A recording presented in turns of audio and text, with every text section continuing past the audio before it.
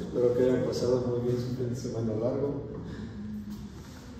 Vamos a platicar ahora el último tema, que es la barrera hematoencefálica, que para fines prácticos es un sistema de seguridad gracias al cual el cerebro se mantiene en un estado de autocontrol.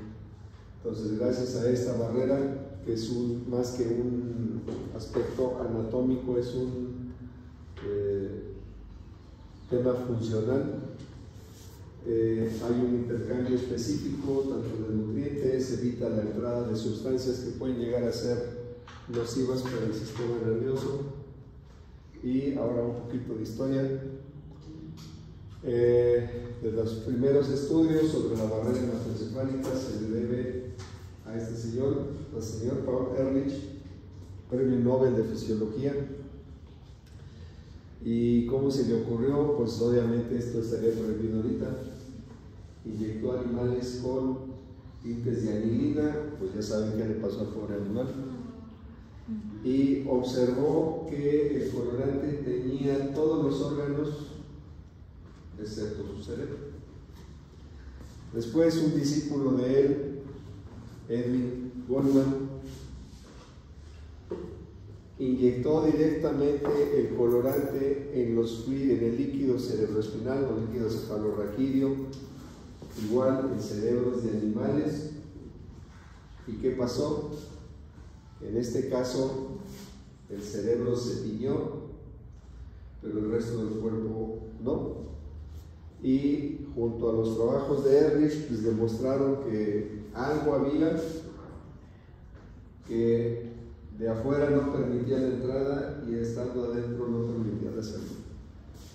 Y no fue hasta que esta señora Linda Stern le da el nombre de barrera hematoencefálica y empieza un estudio más formal. ¿Cuál es la función de esta barrera? Su función principal es mantener un equilibrio, una homeostasis. Es un sistema de control para que mantenga estable el ambiente bioquímico en el cual se mantiene el sistema nervioso. Sirve de protección al cerebro contra toxinas endógenas y exógenas que puedan circular por la sangre. Permite o evita el escape de los neurotransmisores hacia la circulación general y mantiene un equilibrio, una constancia del ambiente propicia para las células del sistema nervioso. Luego entonces, como definición, es una membrana selectivamente permeable, regula el pasaje de pequeñas y grandes moléculas para mantener el mismo ambiente de las neuronas. ¿Cuál es su composición? Las células endoteliales capilares que van a estar unidas por uniones muy estrechas, como vamos a ver con los pies de la glía. Entonces, la membrana basal del endotelio capilar y los pies perivasculares de los astrocitos y los pericitos en este esquema que vamos a estar viendo con mucha frecuencia en esta plática. ¿Y qué otros sinónimos? Barrera hematoneural, barrera hematorraquídea. Pero hay unas estructuras dentro del sistema nervioso, dentro del cerebro, que no están protegidas por la barrera hematoencefálica. Estas estructuras sin barrera son la neurohipófisis, la pineal, el órgano subcomisural de eminencia media y órganos secretores, el órgano subfornical o BLT es el órgano vasculoso de la lámina terminalis y el área posterior. Ahorita vamos a ver dónde, o recordar dónde están esas estructuras. Entonces, es una estructura más que anatómica funcional, protege a las células del sistema nervioso, restringe el paso de sustancias hacia el sistema nervioso, constituida por células endoteliales especializadas que van a recubrir los capilares del sistema vascular cerebral y prácticamente es el que mantiene el equilibrio para que estas neuronas funcionen. Ahora, ¿cuál es? Si bien es una barrera, ¿qué va a pasar con sustancias como antibióticos? ¿Qué se les ocurre? No pasa. ¿Sí? Que vamos a pensar, tengo un paciente con un absceso cerebral, ¿qué tengo que hacer? Pues dosis más altas, ¿sí? Si bien es una barrera, pues tiene un límite, ¿no? Si yo excedo ese límite, esa sustancia pues va a acabar pasando, ¿sí? Entonces, así como evita que entren toxinas, también limita el paso de sustancias que podrían ser de utilidad, hablando en este caso específico de un absceso cerebral.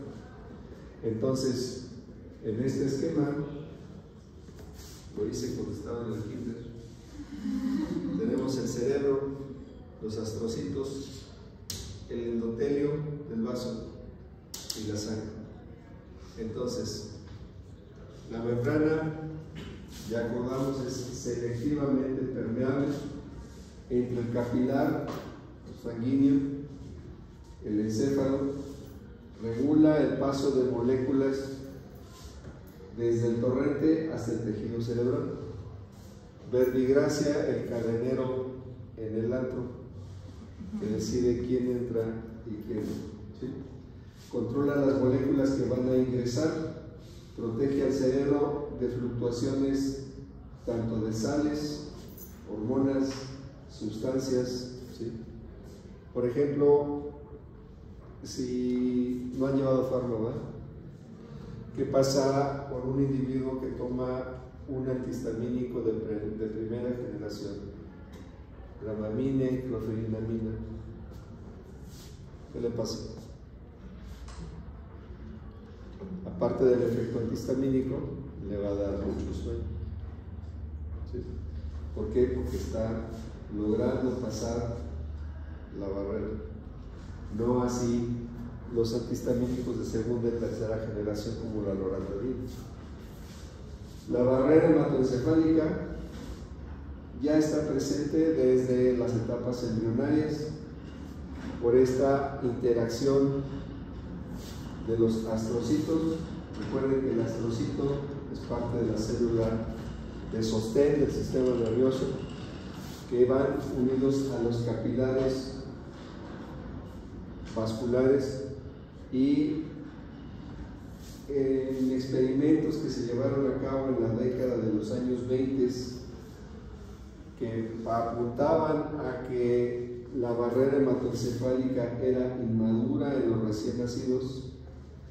La razón de la falla en este método es que la presión osmótica que ejercían era muy alta para los muy delicados capilares del recién nacido.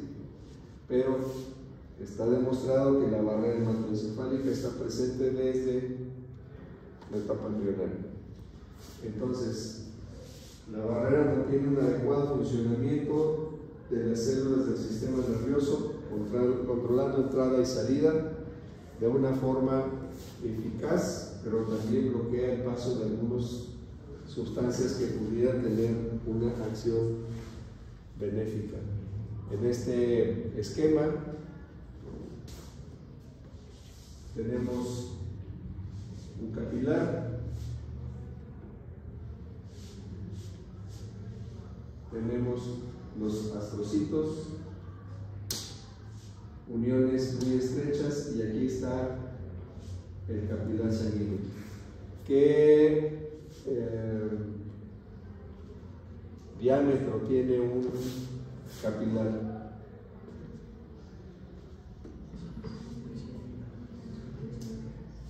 ¿Cuántas micras? 3 micras. Sobre 10. Permite solamente el paso de un eritrocito a la vez. El famoso tubo de monedas o roll-ups de los franceses. Entonces, es a nivel de capilares donde está ejerciéndose la barrera hematoencefálica. Entonces, tenemos diferentes tipos de fenestraciones en los vasos y estrictamente la barrera hematoencefálica son células endoteliales en los capilares, y estos capilares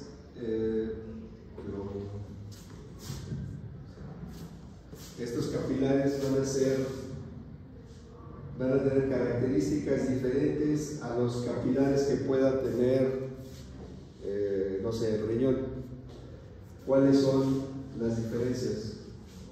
No tienen fenestraciones, ¿sí?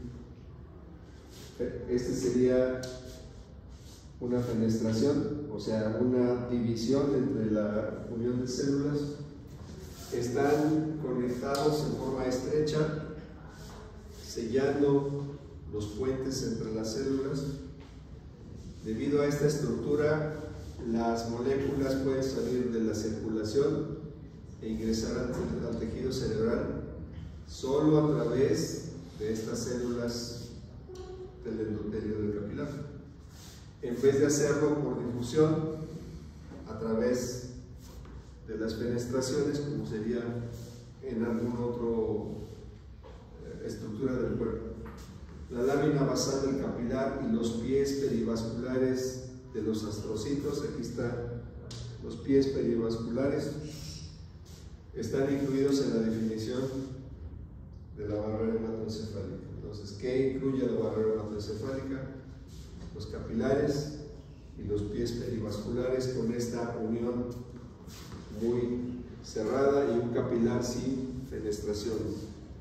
Entonces, las células del endotelio están ancladas unas con otras por uniones estrechas o uniones adherentes, y esta estructura es lo que le da el sostén. Las células endoteliales descansan sobre una lámina basal continua. Esta es la estructura del capilar a nivel del sistema nervioso central, y tenemos los pies astrocíticos, las uniones, el capilar, su lámina basal en el centro donde iría la célula. Entonces, las moléculas que cruzan esta barrera en condiciones normales lo hacen a través de difusión y transporte. Permite el paso del agua, algunos gases, moléculas solubles en lípidos, y pueden pasar también por difusión pasiva. así como transporte de algunas moléculas en forma selectiva como glucosa, aminoácidos que son necesarios para mantener la función de la célula nerviosa.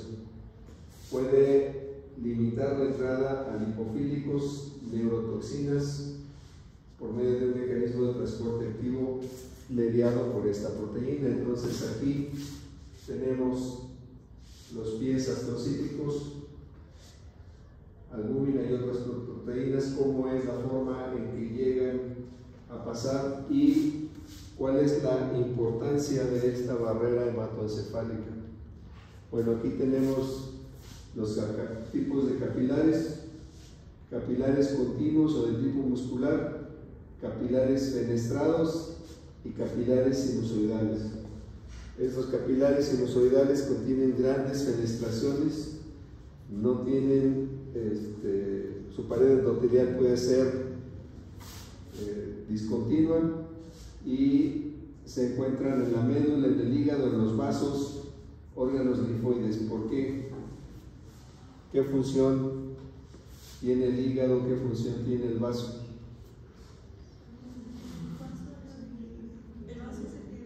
A ver, uno solo. ¿Qué función tiene el hígado? Es la fábrica metabólica del cuerpo, ¿sí? Es donde ocurre un gran intercambio. Entonces sus capilares pues prácticamente están abiertos, mientras que los del sistema nervioso son cerrados, ¿sí? Y tenemos una arteria, la capa muscular, la íntima, la elástica. Vean la diferencia histológica entre una arteria y una vena. La vena no tiene capa muscular, por eso es fácilmente colapsable. Y a nivel histológico este sería un capilar, ¿sí? Entonces tenemos la famosa rollouts o la fila de monedas, donde en el diámetro del capilar puede o entra un solo eritrocito. Entonces estamos hablando de que el diámetro es muy pequeño. Entonces va a haber tres tipos de barrera, la barrera o tres tipos de filtro. La barrera hematoencefálica, que está mediada entre los pies astrocíticos, el capilar. Hay una barrera también entre la sangre y el líquido cefalorraquídeo. A nivel de dónde estará, dónde se les ocurre. Está dentro de los ventrículos, produce el líquido cefalorraquídeo. ¿Cómo se llama? Plexo coroideo, ¿sí? Y hay otra manera de filtración que es entre la sangre y la aracnoides. Entonces son las tres formas en que ocurre una filtración de todas las moléculas que pueden entrar y salir al sistema nervioso. Entonces quedamos que hay estructuras dentro del sistema nervioso que están libres de barrera hematoencefálica.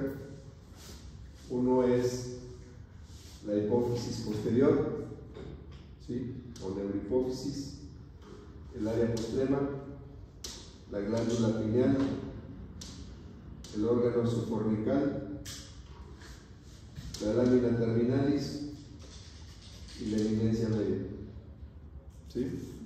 Entonces, estos órganos que se van a llamar circunventriculares, porque tienen una distribución a un lado o próximos a una cavidad ventricular, son estructuras especializadas,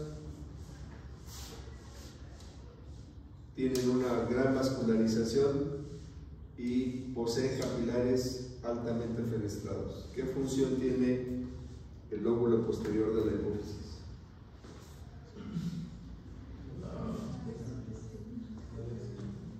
es la hormona antibiótica. Producción de hormonas. ¿Qué función tiene la pineal?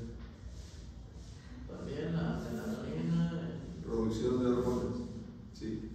Entonces vamos a tener dentro de los órganos circunventriculares aquellos que son o tienen una función secretora y aquellos que van a tener una función como un sensor, una función sensitiva.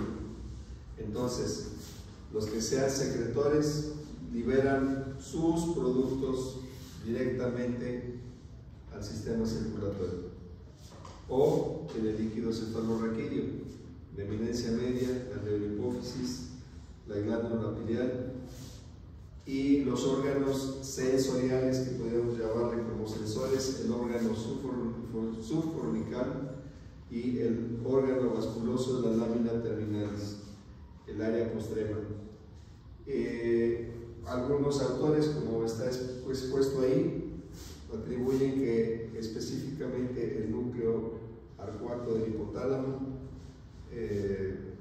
tiene una barrera que es más débil y podría ser considerado como un órgano circunventricular, pero hasta el momento solamente el órgano subfornical, el órgano vasculoso de la lámina terminalis, la hipófisis posterior, eminencia media, glándula pineal y área postrema son los únicos que hasta el momento permanecen como acreditados miembros de este club. Entonces, ¿cuál es la función de la barrera hematoencefálica? Pues es la que autoriza quién entra y quién sale. ¿Sí? Entonces, ese paso de sustancias va a estar limitado por el peso molecular, la afinidad con el agua, los lípidos de su membrana, proteínas plasmáticas y de membrana. Pero ¿qué importancia adicional tiene la barrera hematoencefálica? No solo sirve como protección, pero ¿qué pasa cuando se rompe esta barrera hematoencefálica? Entonces, a manera de resumen, influye manteniendo una homeostasis, determinando el nivel de las sustancias y composición química y iones dentro del líquido, mantiene estable un ambiente en forma bioquímica para las neuronas, protege al cerebro contra toxinas, sustancias, metabolitos, previene fuga de neurotransmisores, permite intercambio tanto de gas como captación de glucosa y otros compuestos liposolubles y bloquea el paso a muchos medicamentos. Pero ¿qué pasa cuando esta barrera se rompe o se altera? Existe dentro del cerebro una capacidad que se llama autorregulación. Esto es, el cerebro mantiene un equilibrio autónomo del cuello hacia abajo.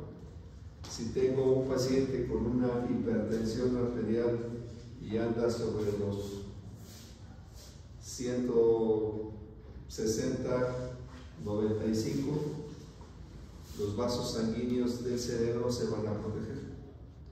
Pero ¿qué pasa si esa presión sube a 180 sobre 110? Este fenómeno de autorregulación se va a romper y va a ocasionar un edema cerebral. Entonces, ¿qué función tiene la barrera? Es un filtro, sí, sustancias, permite el paso, evita la salida de neurotransmisores, pero también dentro de los capilares hay agua. ¿Sí? Entonces, la barrera hematoencefálica va a estar muy relacionada con la formación de edema. ¿Sí? Y ahorita lo vamos a ver. Entonces, muchas enfermedades alteran la permeabilidad de esta barrera hematoencefálica, entre ellas la hipertensión, epilepsia, esclerosis múltiple, tumores, trauma, variaciones, infecciones, ¿sí? Eventos vasculares, sea hemorrágicos, sea isquémicos. Entonces, si bien la barrera es un elemento de protección ante un evento morboso o patológico, se va a ver alterada. ¿Y cuál va a ser la condición? Esto, el edema cerebral. Existen tres tipos de edema, que es el vasogénico, es el citotóxico y es el intersticial. Como su nombre lo dice, el vasogénico tiene un origen en el vaso, aumenta la permeabilidad. En el citotóxico es la propia célula la que está hinchada, edematizada, y el intersticio es el líquido, por ejemplo en el caso de una hidrocefalia, que por la misma presión migra a través de la capa ependimaria y se va hacia la sustancia blanca. Entonces, la forma en que se presenta el edema vasogénico es por un aumento de la permeabilidad capilar. Se localiza en la sustancia blanca. Las causas múltiples: tumores, abscesos, infarto no en la etapa aguda, ¿sí?, en la etapa tardía, contusiones, hemorragias. El cuadro clínico: déficit focal, alteraciones variables en el estado de la conciencia, aumento de la presión dentro del cráneo. Y como tiene una causa, vamos a tener que va a haber una alteración focal de la barrera hematoencefálica, a diferencia del edema citotóxico, que ahorita vamos a platicar de él. Entonces, en el edema vasogénico va a haber un dato de focalización, porque el edema está presente solo en una parte del cerebro.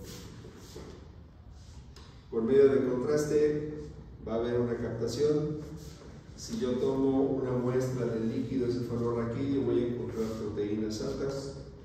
Si hago un estudio funcional, un electroencefalograma, las ondas van a estar más lentas, pero en la zona donde tengo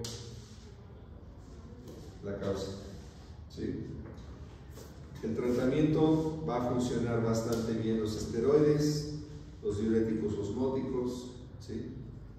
Ahora vámonos con el edema citotóxico. Como su nombre lo dice, citos, célula, es la célula propiamente la que está edematizada.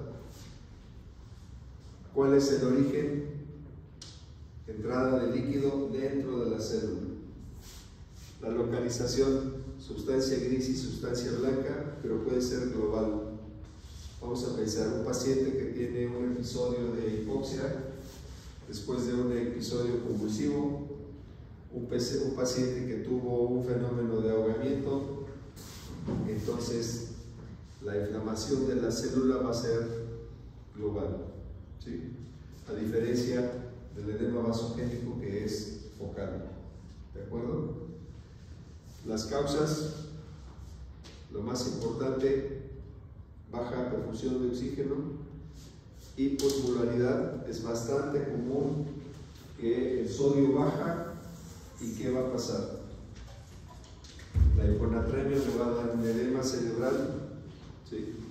Otro cambio, fenómenos de isquemia o tóxicos como encefalopatía hepática, urémica, síndrome hepatorrenal.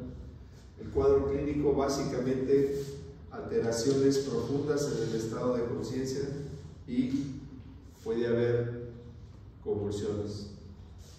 En el estudio de imagen no necesariamente puede ser normal. Ahorita vamos a ver algunos ejemplos de imagen.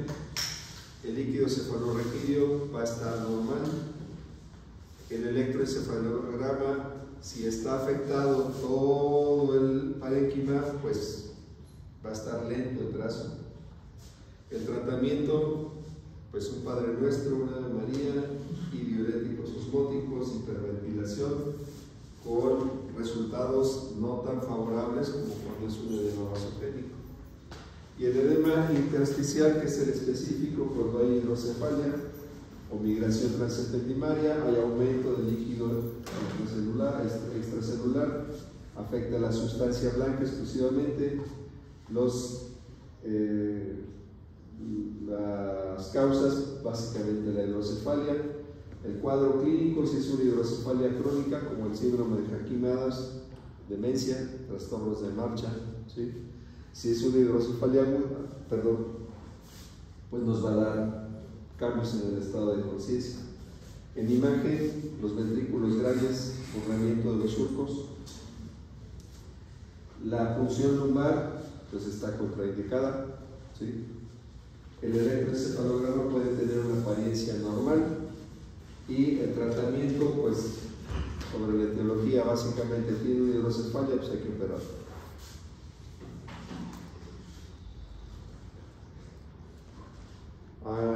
Bueno, para ejemplificar lo que es el edema citotóxico, entonces es la célula de la que está hinchada, ¿sí? Imaginen un vagón del metro, pero va repleto de gente con obesidad mórbida, ¿sí? Eso sería un edema citotóxico. Van 40 gentes, pero cada gente pesa lo que 3 personas normales, entonces van todos apretados. Es la célula la que está directamente inflamada. Y en el edema vasogénico, por apertura capilar, es el tejido extracelular el que está lleno de líquido y está apretando a las diferentes células. Tenemos el mismo vagón del metro, van 40 gentes, pero cada gente trae 2 maletas y 2 costados, ¿sí? Entonces, es la diferencia. El edema citotóxico es la célula propiamente que está hinchada. El edema vasogénico es el extracelular. ¿Qué hacemos con el tratamiento? El líquido regresa al capilar y mejora el edema. Por eso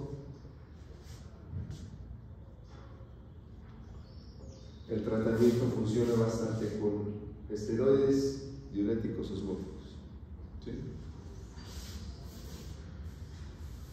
Y aquí algunos ejemplos.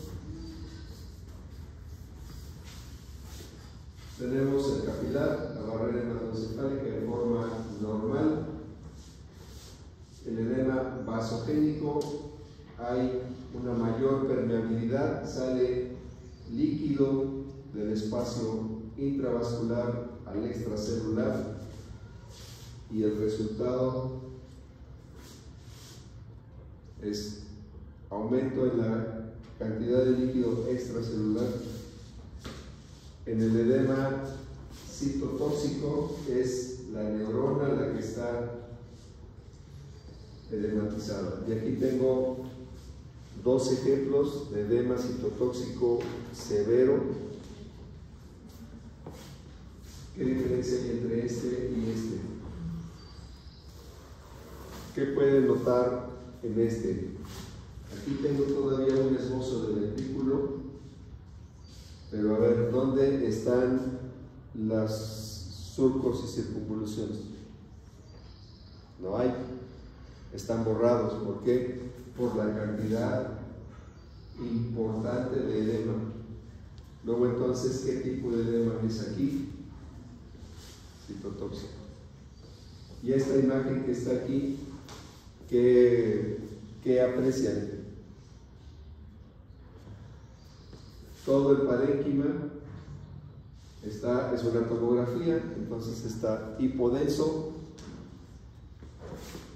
ya el ventrículo no se ve, O sea, está tan colapsado que ya no se ve.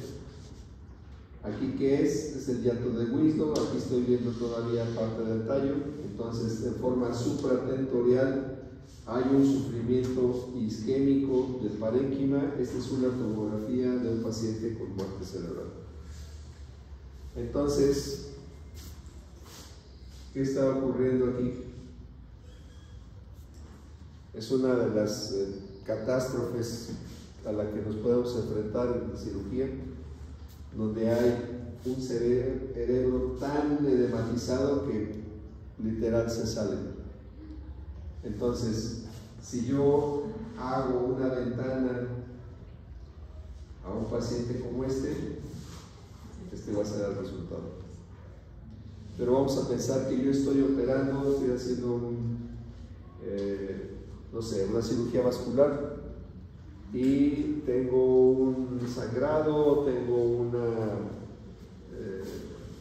afectación de un ramo de la arteria carótida, lo tengo que clipar o se rompe o que me va a ocasionar un fenómeno de isquemia, un edema citotóxico por la isquemia, y voy a tener esto que llamamos edema cerebral maligno. ¿Qué se les ocurre que se pueda hacer ahí? Pues se cierra así, sin el hueso y lo lleva, ¿no? Se cierra y en las indicaciones médicas pones un Padre Nuestro cada 8 horas y una Ave María por razón necesaria, ¿sí? Porque el resultado funcional de esto no va a ser pues nada satisfactorio. Ahora vamos a ver ejemplos de lo que es el edema vasogénico. Aquí tengo una lesión neoplásica y tengo el edema, ¿sí? Como vimos en las diapositivas anteriores, la lesión es focal, el edema es focal. No tengo edema en la porción occipital, no tengo edema en el hemisferio contrario. Los surcos y cisuras están presentes en el hemisferio contrario, mientras que en la zona donde está la lesión y el edema, pues bueno, el ventrículo está desplazado, no tengo surcos ni cisuras, pero es local. ¿Ven? Aquí en el occipital tengo surcos. Entonces, el edema vasogénico siempre va a ser focal. Ahora, si tengo un paciente con metástasis múltiples, la característica de una lesión metastásica es un edema muy importante. Y tengo una lesión aquí, otra lesión acá, otra lesión aquí, otra lesión, pues voy a tener diferentes focos de edema. Pero generalmente el edema vasogénico es relativo a la zona donde está el daño, ¿sí? Y aquí tengo un paciente con hidrocefalia. Aquí está el edema alrededor de los ventrículos. ¿Qué tipo de edema es este? Intersticial, ¿sí? Recuerden que las cavidades de los ventrículos tienen un revestimiento ependimario que es unicelular, tiene uniones cerradas, pero ante un tema como hidrocefalia estas uniones se abren y empieza a migrar líquido por presión hacia la sustancia blanca. Este es el edema intersticial, el edema vasogénico y el edema citotóxico. ¿Qué ocurre aquí? Pues hay una alteración en la barrera hematoencefálica y hay migración de líquido intravascular al espacio extracelular. Y aquí tenemos diferentes resonancias con diferentes tipos de edema, pero considero que estos casos que les acabo de poner acá se encuentran pues más claros. Bueno, se acabó. Nos vemos el martes.